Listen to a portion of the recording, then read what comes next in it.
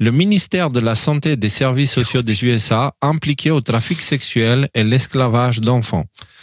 C'est un échange qui a eu lieu récemment entre RFK et Trump, entouré des sénateurs, des puissants, on va dire, du gouvernement. Écoutons ce qu'a dit RFK, ok? Quoi? Qu'est-ce qu'il y a, Nico? Non, c'est la casquette qui m'a fait rire, marqué Gulf of America. Oui. Non, mais ils le mettent partout maintenant, ils le mettent partout. Allez. Nous avons mis fin à HHS en tant que rôle. H, c'est Health and machin. En gros, c'est la santé et les services sociaux. Okay? Donc, c'est là où il est ministre RFK, en fait.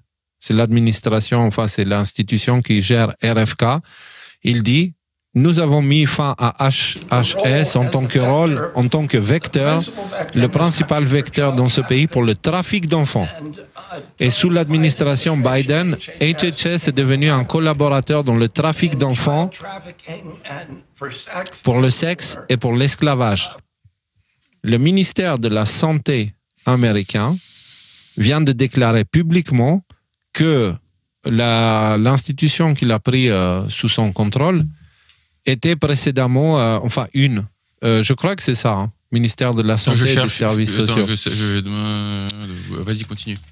Et il dit qu'ils ont arrêté tout ça.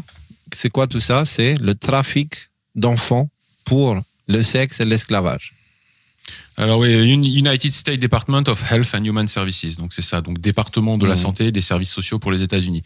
On se rappelle, je veux dire, ça fait directement écho, vous vous souvenez, à cette dame qui avait témoigné sous serment, ça fait 1 an et demi ou quelque chose comme ça, lorsque il était question de tout ce qui était la frontière sud des États-Unis, donc tous les passages des migrants clandestins et compagnie. Cette dame avait dit sous serment, voilà, l'administration Biden est à la tête de la plus grosse opération de trafic humain, de trafic d'enfants, ouais, qui se chiffre à plusieurs, milliards ou dizaines de milliards de dollars à l'époque, qu'on avait repris, qui avait été pointé du doigt comme du complotisme, et maintenant voilà, c'est directement le président et le ministre de la Santé qui déclarent ça, quoi. Et c'est pas fini. Donc, on répète parce que tellement c'est incroyable.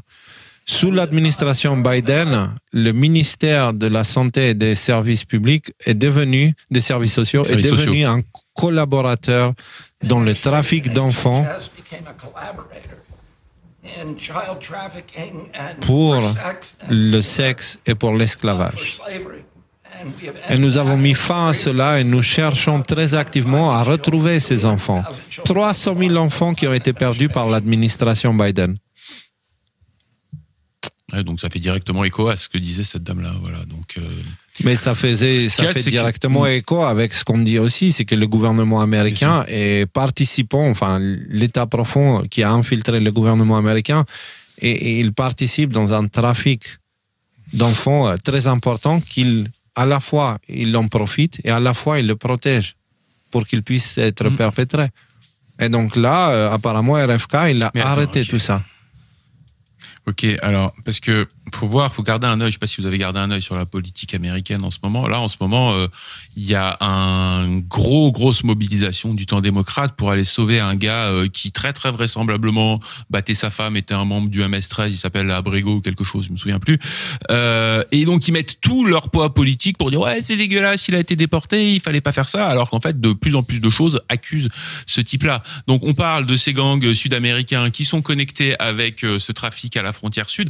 En gros, le setup qu'on est en train de mettre en place, c'était quand tu as une information comme ça qui est publiquement partagée, qui va être repostée par des centaines de milliers de gens sur Twitter, là maintenant, il y a une espèce d'appel à la responsabilité maintenant.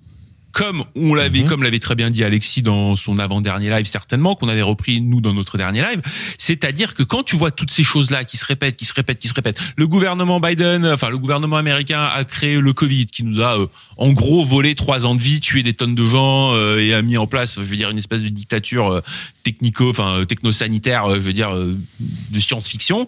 Le gouvernement américain participe au trafic d'enfants. Le gouvernement américain couvre les trafics de drogue. Et maintenant, les démocrates qui sont plus au pouvoir, avec tous les problèmes qu'il y a en ce moment sur la planète, le seul truc qu'ils sont motivés à faire, c'est d'aller sauver un gars qui, très très manifestement, était au mieux un type qui battait sa femme et qui faisait partie d'un gang, et très probablement un assassin. Donc, là, la réaction des gens, là, leur mettre des couches, des tartines de ce côté-là, là, c'est bon, allez, maintenant, c'est quand qu'on les prend et qu'on les pense, ces gens-là. Excusez-moi, hein, je dis pas que c'est ça que je défends et qu'il faut recourir à la peine de mort ou des choses comme ça, mais c'est ces cordes-là qui sont en train de vibrer, qui sont en train d'être activés dans le public américain. Donc avec en plus un type comme Général Flynn qui pourrait peut-être revenir là. Il y a un type qui a sauté dans l'administration Trump. Il y a beaucoup de gens qui disent si on mettait Flynn à sa place, c'est Mike Waltz, un type qui est au Pentagone en gros, qui a sauté là aujourd'hui. Il y a beaucoup de gens qui disent Mike Flynn il pourrait revenir. Mike Flynn qui en ce moment est en train de dire bon les gars, maintenant quand c'est qu'on passe aux choses sérieuses là et qu'on prend tous ces gens là et qu'on leur demande de rendre des comptes et tout ça. Donc en fait tout le puzzle en fait semble pointer vers ça et voilà, on appelle de nos voeux que ce même gouvernement américain d'ailleurs qu'on vient d'apprendre avait des institutions qui ont participé à la création du virus qui a provoqué la pandémie en 2020. C'est ça. Révélation, bon.